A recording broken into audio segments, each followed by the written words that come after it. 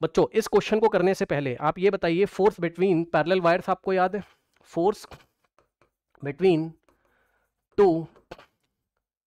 Parallel wire last class में पढ़ाया गया था, है ना, याद है? ठीक,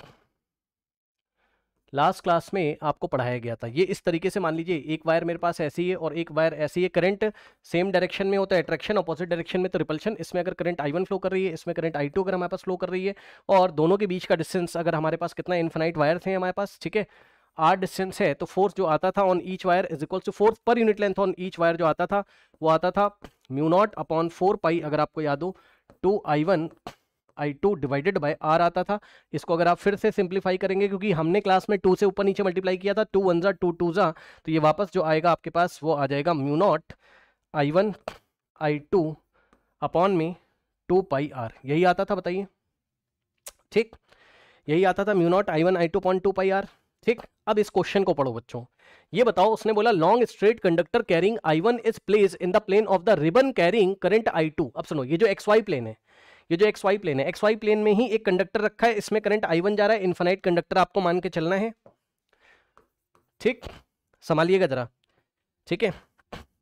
ये आपका इस तरीके से XY प्लेन में ये इनफाइनाइट आपका वायर रखा है, इसमें करंट हमारे पास I1 जा रही है, dot dot dot up to infinity, dot dot dot up to infinity. और इसी प्लेन में बच्चों क्या आप संभाल सकते हैं, क्या आप संभाल सकते हैं, इसी XY प्लेन में I1 करंट वाला रखा है और इसी में एक रिबन भी रखा है। हेलो हेलो, रिबन, ये रिबन है, ये रिबन रखा है, बोलिए हाँ। और रिबन की विड्थ कितनी है? B है। रिबन की विड्थ कितनी है? B है। संभालिएगा, रिबन की विड्थ कितनी है? B है। और रिबन की इस वायर से डिस्टेंस कितनी है? A। और रिबन में टोटल करंट I2 जा रहा है। तो यहां पर अगर आप देखोगे तो आपके पास ये देखिए बच्चों, है ना, संभालिएगा जरा, ये इस तरीके से एक रिबन है। अरे भाई बना लेना है यार, क्या हो गया? हाँ, ये ऐसे ऐसे ऐसे ऐसे हमारे पास रिबन है, कुछ डिजाइनिंग शेप का होगा, क्या करें। ठीक, ये ऐसे रिबन, अरे रिबन नहीं जानते हो क्या यार? रिबन है ना, होगा कोई रिबन इस तरीके से। अब इस रिबन में से जो टोटल करंट आपकी जा रही है यूनिफॉर्म, I2 करंट आपकी टोटल जा रही है इसमें से, ठीक है। इसमें से जो टोटल करंट आपके पास, मैंने कुछ नहीं बोला है, उन्होंने ही बोला है, I2 करंट, और ये यूनिफॉर्म कुछ नहीं बोला, तो यूनिफॉर्म करंट आप इसको मान के चलोगे। ठीक, और इस रिबन की जो विड्थ है वो आपके पास B है, और इस वायर से इस रिबन का, भाई ये पूरा रिबन है, बोलिए हाँ, ये पूरा रिबन XY प्लेन में रखा हुआ है, इस रिबन का यहां से डिस्टेंस A दिया हुआ है, मतलब ये जो लेफ्ट हैंड साइड वाला एंड है रिबन का, उसका वायर से डिस्टेंस A दिया हुआ है, बोलिए हाँ। ठीक, बोलिए हाँ। अब देखिए रिबन कैसे बनता है, रिबन एक 2D फिगर है, रिबन में सरफेस एरिया होता है, हेलो हेलो हेलो, रिबन में सरफेस एरिया होता है, रिबन में सरफेस एरिया होता है। सरफेस एरिया कैसे बनता है? बहुत सारे लाइन से, वन डायमेंशनल फिगर से 2D बनता है, मतलब एक लाइन यहां मानिए, एक लाइन यहां मानिए, एक लाइन यहां मानिए, एक लाइन यहां मानिए, एक लाइन यहां मानिए, ऐसी बहुत सारे लाइन का मतलब धागा, थ्रेड थ्रेड थ्रेड, जिससे रिबन बना होगा। एक थ्रेड यहां, एक थ्रेड यहां, एक थ्रेड यहां, एक थ्रेड यहां, यानी कि सब बहुत सारे थ्रेड्स हैं और हर थ्रेड में से करंट फ्लो कर रहा है, लेकिन टोटल करंट कितना फ्लो कर रहा है? आपका I2, बोलिए हाँ। ठीक, संभालिएगा जरा, हमें क्या पता है, हमें क्या पता है, हमें तो बस ये पता है ना भाई, हमें तो 2 पैरेलल वायर्स के बीच में कितना, मतलब 2 पैरेलल वायर होंगे R डिस्टेंस पे, तो कितना फोर्स लग रहा है वो हमें पता है, force per unit length between 2 parallel wire हमें पता है। इन्होंने हमसे बोला है फाइंड द फोर्स, ओहो find the force of attraction, attraction क्यों? क्योंकि करंट सेम डायरेक्शन में बिटवीन द टू, है ना। Find the force of attraction between the two इन्होंने हमसे पूछा है, तो हम फोर्स पर यूनिट लेंथ ही निकाल के देंगे यहां पर। Find the force per unit length, ठीक, find the force per unit length, per unit length. अब मेरी बात समझो, पता है प्रॉब्लम क्या है? प्रॉब्लम ये है भाई कि जो तुम्हारा रिबन है ना भाई, देखो अगर तुम रिबन के ये वाले एंड को तुम अज्यूम करोगे, ठीक, तो इन दोनों के बीच में फोर्स कुछ और आएगा, क्योंकि इसमें करंट चलो ऊपर है भाई, टोटल रिबन में ऊपर है, तो इसमें भी कुछ करंट ऊपर होगा, हमें नहीं पता, मान लो DI2 करंट है, छोटा सा करंट होगा इसमें, ठीक। फिर ये वाले एलिमेंट में भी छोटा सा करंट होगा, तो इसके बीच का फोर्स कुछ आएगा, फिर ये भी होगा। तो इस तरीके से ऐसे छोटे छोटे छोटे छोटे जो थ्रेड टाइप के आपके बनते चले जा रहे हैं, है ना। तो आप देखोगे ए आपका वेरी कर रहा है, मतलब दोनों के बीच का डिस्टेंस आपका वेरी करेगा। ये वाले एलिमेंट के लिए डिस्टेंस कुछ और होगा, ये वाले एलिमेंट के लिए डिस्टेंस कुछ और होगा, ये वाले एलिमेंट के तो आप डायरेक्ट नहीं कर सकते हो, आपको इंटीग्रेट करना पड़ेगा। बोलिए हाँ, बोलिए तो आपको क्या करना है, आपको टू पैरेलल वायर्स के बीच में फोर्स पता है, टू पैरेलल वायर के बीच में फोर्स पता है, और आपको रिबन और इस वायर के बीच में निकालना है। तो समस्या है, समस्या है, प्रॉब्लम है। तो क्या करेंगे बताइए,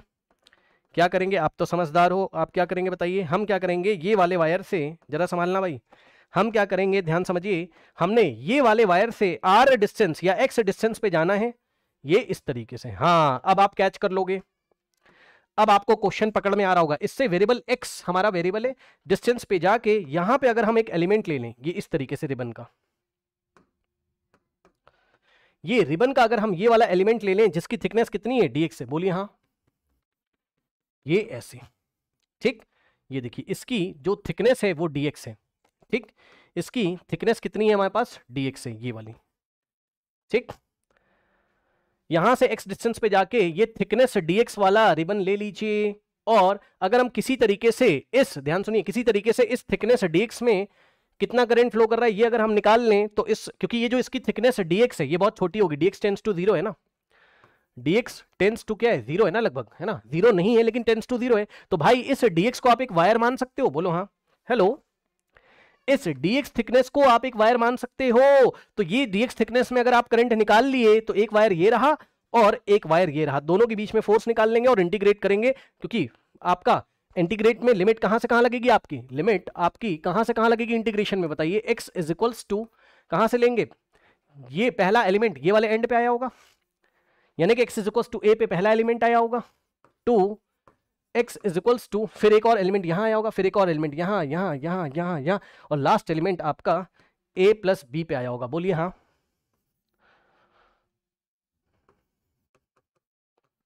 ठीक, आया? तो आइए भाई, आइए, सबसे पहले हम क्या कर रहे हैं, हम क्या कर रहे हैं, ध्यान समझिए, रिबन का थिकनेस कितना है, b, तो b थिकनेस में कितना करंट है बताना जरा, I2, हेलो, अरे यार पूरे रिबन का थिकनेस b है, b थिकनेस में यूनिफॉर्म करंट I2 जा रहा है, तो in thickness b, in thickness b, या आप ऐसे लिखिए, current, current in thickness b is equals to total current in thickness b, b thickness में टोटल करंट I2 जा रहा है, आपका क्वेश्चन में दिया हुआ है, रिबन में करंट I2 जा रहा है, ठीक है। तो 1 यूनिट थिकनेस में कितना करंट जाएगा,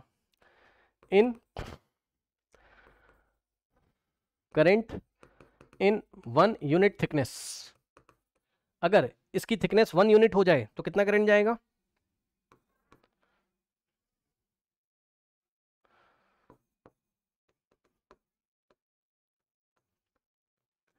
I2 डिवाइडेड बाय b।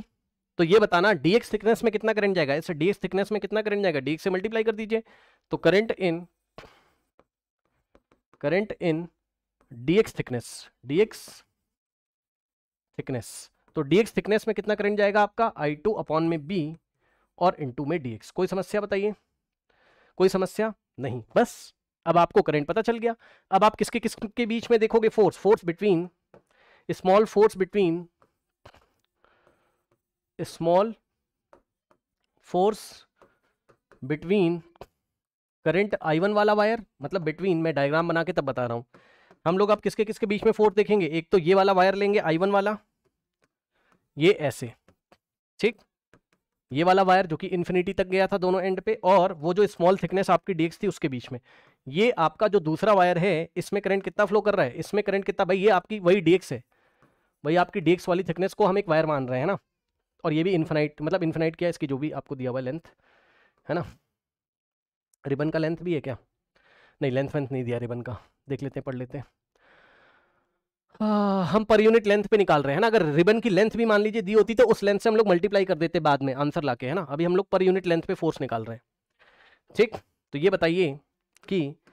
इसमें कितना करंट फ्लो कर रहा है, यानी कि हम लोग इस बार I2 की जगह फॉर्मूले में हम लोग क्या रखेंगे भाई, अब I2 बच्चे, अरे यार बच्चे I2 में कंफ्यूज है, बच्चे कह रहे I2 तो रिबन का करंट था, हाँ था, मैं आपको कुछ और पढ़ा रहा हूं भैया, मैं कह रहा हूं कि इस बार आपको I2 ये वो वाला I2 नहीं है जो रिबन में दिया था, मैं तो एक टॉपिक पढ़ा रहा हूं कि ये एक वायर रखा है, ये जो एलिमेंट है वो भी वायर जैसा बिहेव कर रहा है, तो इसमें जो करंट होगा सेकंड वायर में उसको आपको लेना पड़ेगा, जो थिकनेस में जो आपका करंट था वो उसके इक्वल आपको लेना पड़ेगा, यानी कि I2 बाई बी, समझ में आया, I2 bye B into dx लेना पड़ेगा। कुछ बच्चे सोचेंगे I2 से I2 कटे, अरे भैया कहाँ हो, हेलो, समझ में आया मैं क्या कह रहा हूं, ये एक वायर रखा था और ये जो dx थिकनेस वाला ये भी तो वायर जैसा बिहेव कर रहा था। फॉर्मूले में जब रखोगे तो फॉर्मूला क्या था आपका, बताइए फॉर्मूला क्या था आपका, स्मॉल फोर्स जो आएगा, फॉर्मूला तो आपका ये था ना, इधर आइए, पैरेलल वायर्स के बीच में फॉर्मूला तो ये था ना, mu not I1 I2 upon 2 pi r, mu not I1 I2 upon 2 pi r, है ना, क्या था, mu naught I1 I2 upon में 2 पाई आर, ठीक, ये फॉर्मूला था। इस फॉर्मूले में आप क्या रखोगे, इस फॉर्मूले में आप क्या रखोगे, आप तो स्मॉल फोर्स निकाल रहे हो ना इस एलिमेंट dx पे इस वायर के कारण, तो ये आएगा, ध्यान सुनिए, म्यू नॉट I1 की जगह I1 ही रहेगा इसमें जो करंट है फर्स्ट वायर में, ठीक, और अपॉन में 2 पाई रहेगा, आर क्या होता था, दोनों के बीच का डिस्टेंस, तो आपका ये देखिए इस वायर से इस एलिमेंट की डिस्टेंस कितनी थी, x थी, तो दोनों के बीच का डिस्टेंस x, तो अगर आप देखोगे तो ये हो जाएगा आपका x की जगह, मतलब r की जगह आपको x रखना पड़ेगा ठीक, तो r की जगह x रखना पड़ेगा। और ये वाला जो I2 है रिबन वाला मत रख देना, ये I2 आपका सेकंड वायर में करंट होता था, तो सेकंड वायर की जगह रिबन का जो एलिमेंट है वो है, रिबन का जो एलिमेंट है वो है, और रिबन का जो एलिमेंट है वो ये रहा, ठीक, रिबन के एलिमेंट में करंट I2 अपॉन में B,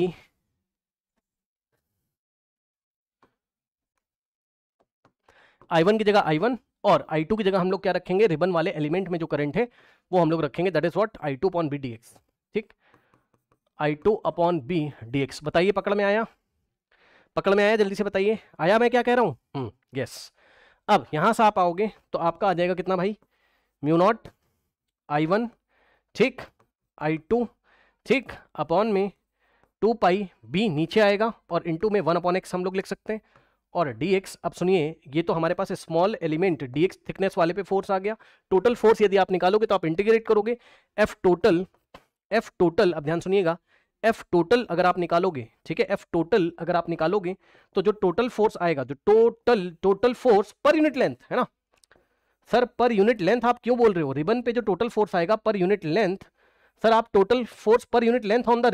रिबन क्यों बोल रहे हो, ऑन द रिबन पर यूनिट लेंथ में इसलिए बोल रहा हूं बिकॉज फॉर्मूला ही मैं पर यूनिट लेंथ का लेके चला हूं, बोलिए हाँ,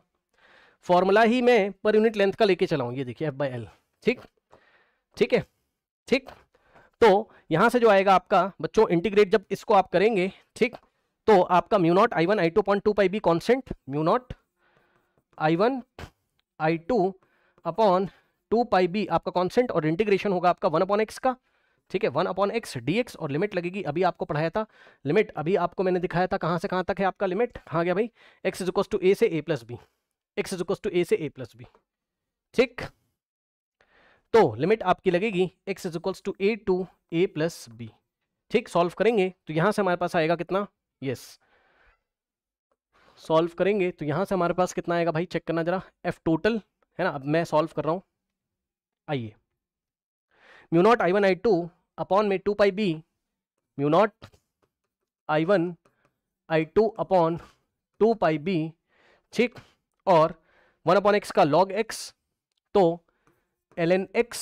और बेस लगेगा मेरा, बेस का मतलब है यूनिट, लिमिट लगेगी a to a plus B, a to a plus B, solve कर लीजिए, upper limit minus lower limit, okay, तो यहां से आएगा हमारे पास mu naught I1 I2 upon में 2 पाई B, अब इसको आप भाई सॉल्व कर लेना, ये आएगा ln दिस माइनस दिस, तो ln a plus B by A, और ये क्या आया, ये आया फोर्स पर यूनिट